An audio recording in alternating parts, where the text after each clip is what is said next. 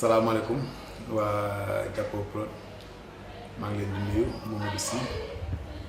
Mamadou Sy doomu Tëngéej la Tëngéej laa juddoo Tëngéej laa yaroo Tëngéej laa màggee Tëngéej tamit laa jàngee fi laa jàngee def fi primaire moyen secondaire dem Dakar à l'université def formation yi ma war a jaar yëpp à Dakar aussi fi laa amee sama diplôme yëpp à Rufisque laa njëkkee liggéey waaw je suis ingénieur financier et en même temps je suis comptable dans une boîte de la place. waaw li ko waral man ni may defee politique la ma politique da ngay mën a xool ci kanam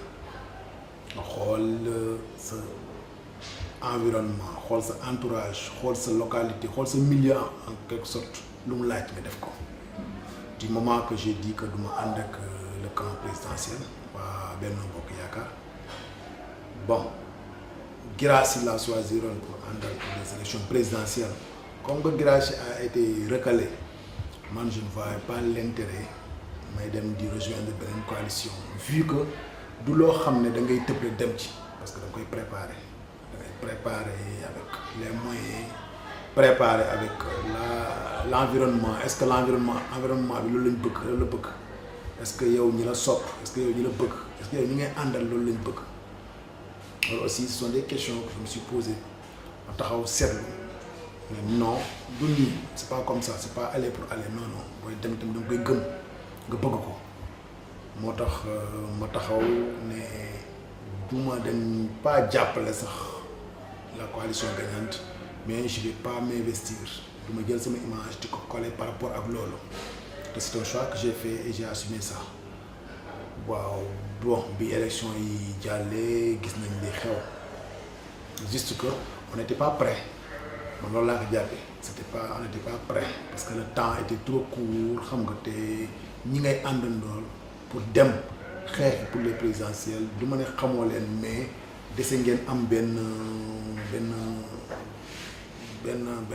xameel boobu benn fréquentation boobu benn ànd liggéey boobu noonu moo taxoon ma taxaw ni non il faut ma xaar ba ma pare carrément pour ànd ak ñoom malheureusement le temps était trop court pour ànd ak ñoom moo tax ma taxaw loolu moo waral sama ñàkk ànd ak waa coalition Idy 2019 mais lu ma waxtaanee ak le président Moustapha Guirassy lu ñu toog wax ko déggante nañ tamit à maintes reprises te bon benn instant bëggoon naa sax ànd ak ñoom bon mais l'environnement n'était pas favorable par rapport à ça moo tax ma téye suma bopp mais loolu rek mais nous avons aucun problème bon loolu la du leneen waaw pour les élections locales bëgg naa samp sama nit comme ñëpp parce que moo nekkoon suma objectif mooy musuma dem pour les locales ma dem pour jàng dem pour gagner dem pour sama gox sama dëkk parce que man dama gëm Tëngéej ma waral sama engagement ci politique parce que dafa am lu yàgg am Tëngéej loo xam ne moom lañ juddoo waale màggee waale ko mooy les problèmes récurrents yi nga xam ne Tëngéej moom la ñuy dund mooy les problèmes des inondations loo xam ne ñu ngi fi deñ des eaux stagnantes l'assainissement mooy le problème numéro 1 de Rufisque Tëngéej amul ay tali benn route nationale moo fi nekk tey te loolu ñaaw na ak Tëngéej amul hôpital bu mag Youssou Mbargane moo fi nekk avec tous ces maux tous ces maladies Youssou Mbargane feebar yi fi nekk dafa bëri boo ko doon lim tey jii nii mooy loolu Youssou Mbargane amul ay moyens Youssou Mbargane amul personnel bu doy Youssou Mbargane amul ay salles yu baax amul entretien amul dara loo xam ne loo fonctionnement bi mooy loolu donc problème yooyu yëpp mooy def de telle sorte que da ngay taxaw seetlu ni des na daal. diisoon du ma ci dugg parce que kenn saxalu ma lem kenn forcé wu ma kenn def man maa jël option boobu noonu maa jël choix boobu noonu maa ne damay ànd ak waa Tëngéej ñu ànd liggéey Tëngéej loolu kese la du leneen pare naa pour xeexal xeexal pour waa Tëngéej pare naa fu liggéeyal waa Tëngéej loolu la du leneen lu dul loolu te tijji naa sama loxo tàllal naa sama loxo képp koo xam ne doomu Tëngéej nga bëgg liggéey pour Tëngéej ñu woon ñu ànd liggéey pour Tëngéej loolu daf may gën a encouragé dalay wan ni que nit ñi que ndaw ñi dañ jug taxaw pour jéem a changer parce que dafa am beneen classe beneen âge bu fi nekkoon am beneen âge bu si topp bu mu fekkee ndaw yi dañ jug taxaw ne dañ jug pour liggéey laa waxuma jug pour faire de la politique politicienne comme ça xam nga pour vivre de la politique vivre des moyens de la mairie non du loolu bu fekkee ñoom ndaw yooyu noonu dëgg liggéey Tëngéej moo leen tax a jug damal naan leen nañ ñëw ñu ànd liggéey ku mënti doon man awma distinction de parti de mais liggéey laa wax bu fekkee dëgg la ci ñoom waxuma nag ñi nga xam ne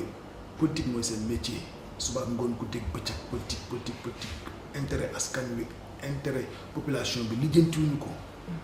le temps d'une élection comme je dis toujours bu élection jotee ñu dëgg ci biir koñ yi l'élection passée ñu voyager wala toog seen koñ buy waaj ñu ñëwaat ñu dugg avec des moyens du noonu nañ jiital intérêt askan bi nañ jiital lii waa Tëngéej bëgg Tëngéej dafa sonn il est temps au moins que la jeunesse se lève que la jeunesse se réveille en quelque sorte jël son destin en main ne liggéey Tëngéej dafa jot. waaw xam nga Sénégal dafa génn ci ay élection présidentielle di profiter ci occasion bi di féliciter le président sortant moo jëlaat raw gàddu comme ni ñu koy tuddee waaw di ko féliciter te bon nous sommes dans un pays démocratique il a gagné ñu féliciter ko yéen bi tamit diis na du moment que il est le président de tous les Sénégalais donc dañ koy ñaanal yéen bi ko askan wi teg yéen bi ko yàlla teg yàlla na ko attan te def ko ci jàmm ak salaam te moom tamit muy yaatal du question da ngay woote dialogue wala ngay woote non képp koo xam ne gis na ni kii mën na liggéey Sénégal na xëcc teg ci ay côté jël tamit man comme je dis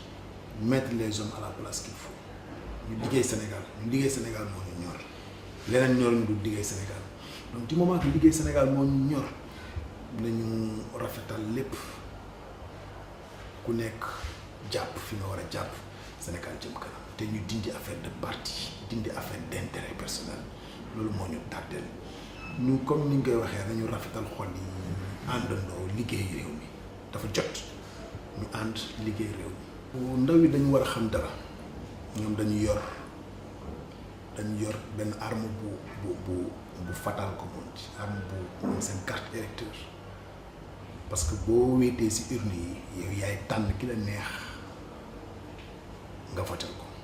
donc ci yow la waaye politique bi yaakaar pour toog fi mu bëgg toog donc yow bu la soxlawee amal fulaay wax ka li nga bëgg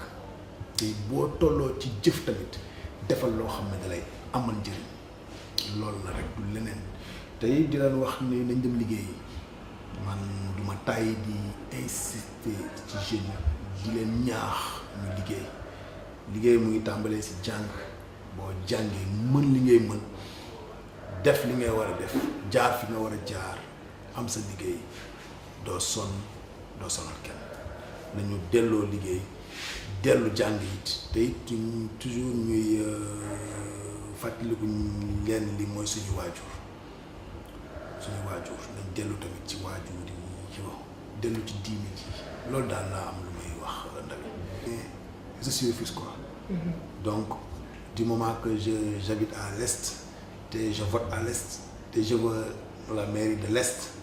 donc Rufisque est laay wax mais man awma problème de Rufisque est Rufisque ouest Rufisque nord waaw su may battre campagne du ma xool est laa bokk du ma xool nord laa bokk du ma Rufisque laay wax Rufisque waaw nous sommes en train de travailler sur une coalition boo xam ne moom la ñuy demee pour les locales te incha allah bés bu taxawee dinañ ko jëmmal fësal ko te it dinañ ci dox mettre les moyens qu'il faut surtout gagné ko incha allah man moom estime moom a ñor te incha allah bu yàlla defee li muy def buñ ci yeggee dinañ jël mairie est bi liggéey ak ndaw yi liggéey ak jigéen ñi liggéey ak mag ñi mu changé tuuti ku nekk gis ci boppam ku nekk sentir que nii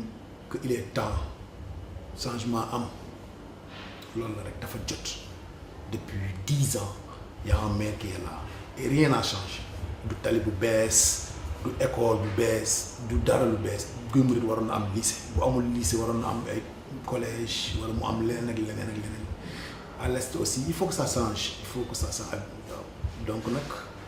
nañu jox ñi nga xam ne pare nañ pour liggéey dëkk bi ñu liggéey ko ñi nga xam ne nag politique moo leen tax a jukk ñu écarté bi ñu dem seeti leneen lu ñu def wala bon ñu soxla seeni conseils wala soxla seeni xalaat wala leneen ak leneen loolu la rek bon sama dernier kàddu di féliciter waa Tëngéej di leen remercier aussi parce que gis naa seen taxawaay ci côté yu bëri du ma dugg si détails yi aussi di féliciter aussi sama gars yi ñi nga xam ne ñu ngi à mes côtés chaque jour di si jàpp waaw du ma tudd tur nag ñoom ñi may dégg xam nañ seen bopp waaw bon loolu laa amoon li may wax te bon préparez-vous pour les locales de 2019 incha allah Mamadou Sy mi ngi ñëw waaw bàyyi leen si